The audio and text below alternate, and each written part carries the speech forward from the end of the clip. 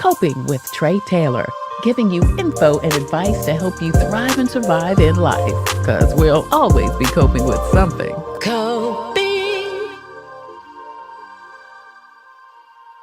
Hey, good afternoon, and thank you so much for joining us for Coping. I'm Tre Tailor, and we're giving you info and advice to help you thrive and survive in life because we will always be coping with something. Today, we are coping with life as an African American during the late Jim Crow era. USC and Historic Columbia have come together to put on an amazing talk. It's going on Thursday. Robin Waits with Historic Columbia and a veteran broadcaster, Beryl Dakers, joins us. Ladies, thank you so much for joining us today. Thanks for having us. Absolutely. We're going to have a great, fascinating conversation with both of those ladies about a great seminar coming up, and we will talk to them in just a minute. But first, don't forget that scrolling at the bottom of the screen throughout the show, you will see information on COVID tests and vaccines, community events, job listings, also financial resources, including scholarships, help with your rent, mortgage, bills, and so much more. We are streaming on Facebook, Instagram, and YouTube. Please post, share, like, and follow so we can get under. And you are watching Coping. We are giving you info and advice to help you thrive and survive in life. Today, we are coping with life as an African American during the late Jim Crow era. Robin Waits, executive director with along with a veteran broadcaster and also a board member from the Advisory Council at Historic Columbia, Beryl Dakers, joins us. Ladies, thank you again so much for joining us today. This is such a fascinating topic. Why did you and how did you guys come up, Robin, I guess this is for you, with doing this talk? Yeah, we've been doing, I think, work in the Waverly community, in a number of African American kind of focused historic communities for over a decade. And so any opportunity I think that we have to bring some of the research that we've done to the fore, to encourage people to explore some of the stories of really significant points of history and individuals who are associated with that, we love to provide access to that. We have a great partner in the University of South Carolina who often brings scholars to Columbia, and a couple of those are native of Columbia, South Carolina. And so we saw this as an opportunity to partner with the History Center at USC while these wonderful scholars are here to talk about their ties to Columbia and explore their experiences as young people in Columbia. Yeah. Now, this is part of, as you said, an initiative with USC. Now, is something going on before this talk on Thursday? So Randall Kennedy, who is one of our panelists, is going to be on campus the day before, and he will be doing talking with students and engagement with other folks as part of the university community the day before. But we're taking the opportunity, I think, to present something as a public program to a broader audience while Randall Kennedy and Thavolia Glimp are here. Now, both of those folks, Beryl, are authors, historians, and both, like you, have ties to the Jim Crow era, being African American. Tell us a little bit about the two panelists. Well, I think that the thing that's really interesting to me is that they are both very distinguished academics. Randall is a law professor at Harvard University.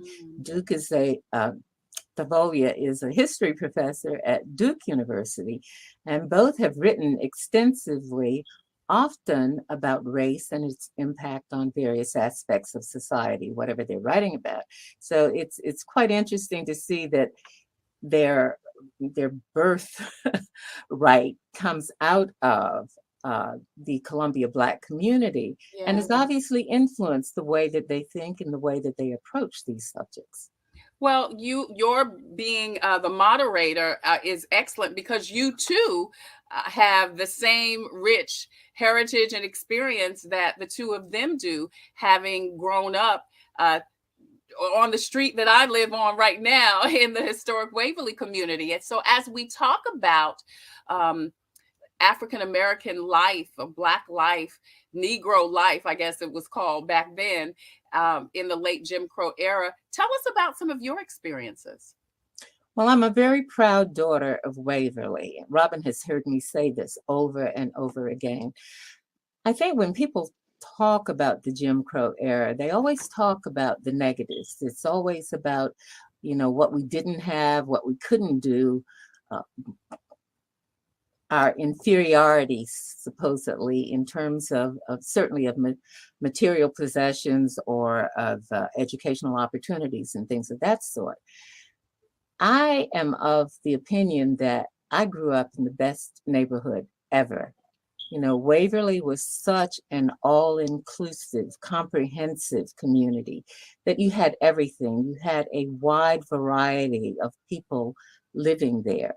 There was diversity in economics, there was diversity in terms of the jobs, the things they did. There was diversity in every possible way that you could think of, except racially. Okay. And so it was a very self-sufficient neighborhood. In these days, when we look back and we talk about civil rights, the civil rights giants were right there in Waverly. I mean, Matthew Perry grew up in Waverly. Reverend James Hinton, who was the head of the state NAACP, was diagonally right across the street on Heights Street, right there in Waverly. George Elmore operated his 5 and 10 cent store on Gervais Street, right down the street and around the corner. Edwin Russell, who was a part of the Manhattan Project, which developed the nuclear bomb, also right there in Waverly. And the people, we had our own hospital.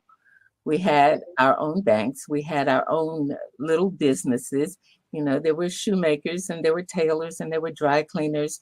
Mr. Ernest Henderson was a Tuskegee airman, but he operated a dry cleaners right on Gervais Street next to Elmore's store. We had our own library.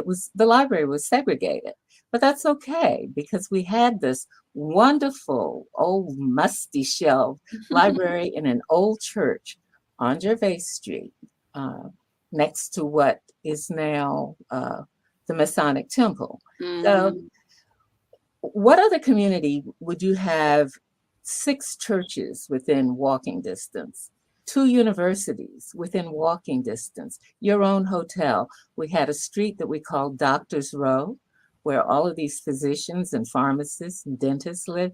It's just a wonderful potpourri. Yeah, it sounds really, and I know you said, it was separate, supposedly not equal, but it was so rich in so many things. I love that you mentioned the thing about, all of the historic people, because I live in the neighborhood, I walk the neighborhood, and I'm so happy for the signs, Robin and Beryl, that are, placed throughout the community and I'm sharing with my grands now, the Matthew Perry sign and all of the signs that show people how rich this community was, and it still is, actually. Right. Yeah. Yeah. I mean, I think anytime that you can have those layers of stories that are accessible in a variety of ways, whether it's through the historic markers or the self-guided tours that Historic Columbia has on our website of Waverly before it was sort of divided by Gervais Street and turned into some call Lower Waverly and Waverly. Anytime you can build on that, I think what's really wonderful about having a resource like Beryl or folks like Randall Kennedy and Pabolia Glimpf is you can actually hear their experiences first person. And as they talk about some of these individuals, like Beryl often does, she knew these giants of the movement. And so you've got this really wonderful kind of generational connection. And then that links us to the present, right? So that we can understand how these people, but also how their experiences are relevant to us today. So continuing to find those ways to bring these folks back, but also celebrate individuals who are here, like Beryl, to be able to pull back kind of these layers and encourage these stories to be shared. Awesome. Robin Waits is the executive director of Historic Columbia Foundation. Beryl Dakers is a Historic Columbia Advisory Council member and also veteran broadcaster. We're talking about Columbia Conversations, Black Life in Columbia during the late Jim Crow era. It's happening Thursday at St. Luke's, which, by the way, as you talk, Beryl, about so many churches, historic churches in the Waverly community, St. Luke is one of those. It is indeed, although it did not originate in Waverly. Okay. It moved to Waverly during my childhood. So it was very much a part of it. You know, that's where the boys would go for basketball games. And indeed, the rector at St. Luke was one of the co-officiants at my wedding. So Oh, wow. it's definitely, that was the church of Richard Roberts, for example, the famed photographer. Yeah. Yeah. So how important was it to have this conversation in Waverly at some place like a St. Luke? Robin, you want to take that one? Yeah, I mean, again, I think that when we have these places where you've got these, you know, the tangible connections to our past, I mean, as Beryl mentioned, the building that we will be in is an 1858 structure, but it certainly is appropriate as it was erected during the time period that we're going to be talking about, right? And I think to also have people be able to drive through or move through that neighborhood who maybe don't visit that neighborhood as often, and you can see, just like you're mentioning, Trey, the wayside signs, or just look at, you know, as soon as you drive through Waverly, there's a lot of really intact, wonderful historic material that gives you a good sense of the significance of that place. So we wanted to be in a place that really speaks to the stories that we'll be sharing. Right. So I think too, Trey, this is an opportunity to tackle some of the misconceptions and misinformation people have about that community and about the way people live. You know, right next door to St. Luke's was Ruth Perry's Couture Designs. I mean, who would think that we had our own fashion designer back then in Waverly? And you know what's interesting about that? I don't mean to interrupt you. That house looks different. It looks like it could have been a really, I mean, it's such an interesting looking house, you know? She had the front window always housed her fashions. Yeah. You know, but then on the other end of that block, we had the house, the Columbia home of Daddy Grace. So variety, it's just an intricate variety of stories there, and a wonderful way of looking at how there were these interconnections. You know, some people lived in the alleys, for example. Some people lived in larger houses. Some lived in smaller houses. We had shotgun houses. We had huge houses. But somehow that community interconnected and it worked. And I think about growing up, my parents both worked. And so on Mondays and Tuesdays and Thursdays, when the milkman came, for example, that's when people used to deliver milk to your home. They always left the door open so that our next door neighbor would get the milk and put it in the refrigerator. Well, people look at me like, you left your door open all day. We did, indeed. That's the way we live. And you knew the people on both sides of the street and around the corner and in the alleyways. Yeah. And weren't worried about them doing anything of harm to you or your home. No. I feel Beryl particularly privileged. Is on the historic. Yes. Beryl Dakers is on the advisory council of Historic Columbia Foundation. She's also a veteran broadcaster. And Robin Waits joins us, executive director of Historic Columbia. They have partnered with the University of South Carolina to bring Columbia Conversations, Black Life in Columbia during the late Jim Crow era. Is this a series? I know that Historic Columbia and USC collaborate often on talks like this, and like you said, on walks, talks, and all types of things to help elevate the rich history of South Carolina. What other things can people look forward to, Robin? Yeah, Trey, I mean, I think honestly, this is because we do so many kind of interesting partnerships with the university and other folks in the community. This is a new kind of title for this program, but we thought it would be a great umbrella for future programs, that we really do want people to work on coming together to listen to each other, and to have conversations about why understanding our very diverse and rich past is important across the board. And so, we're excited about presenting this, but certainly also building the conversations moving forward. Awesome. It is Columbia Conversations, Black Life in Columbia during the late Jim Crow era. It's Thursday, April 13th. At St. Luke's Church. Journalist Beryl Dakers and Columbia native will lead the conversation with professor and historian Thavolia Glimp. She's over at Duke University, as Beryl said, and professor and author Randall Kennedy, who's at the Harvard Law School. Both were born in Columbia in the early 1950s and have wrote extensively about their time.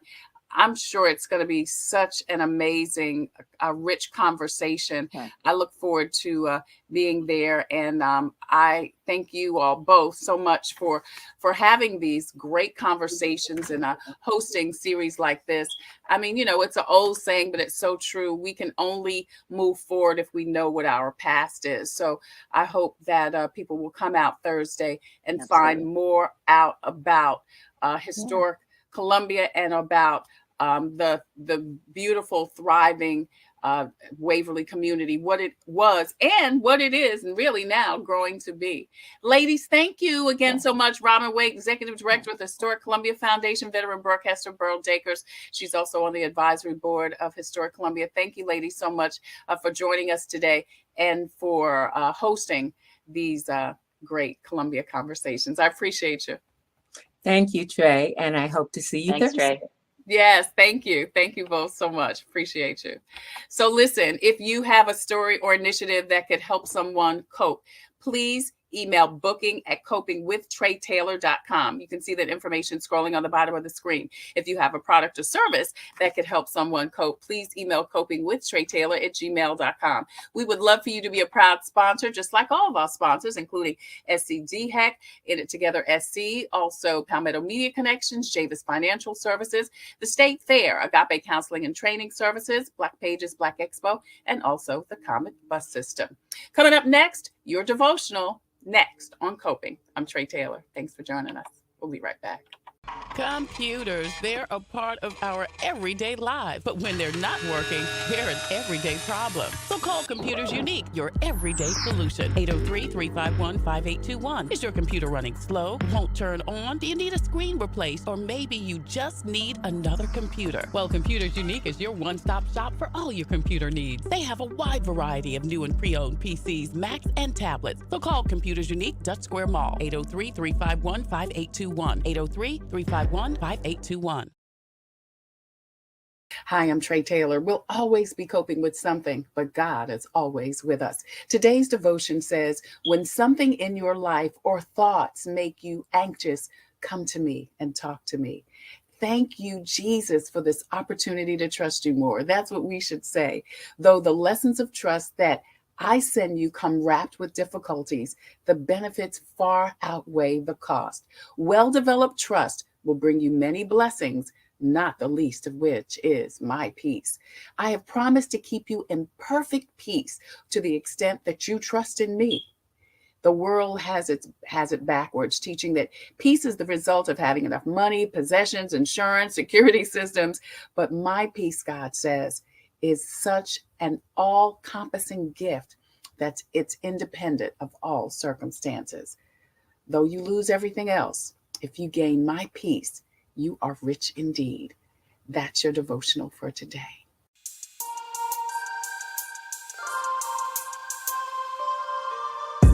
Coping, find peace of mind to survive through whatever. Coping, learning the way that we thrive all together.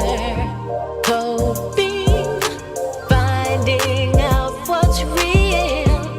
Coping, we can heal, we can heal, we can heal. Coping with stress, coping with strife, bringing hope for success, for improving our life. Coping beyond hoping to do more than survive, ways to live a healthy life. Coping and promoting, learning what you can do, 6 ways to a better you. Coping, survive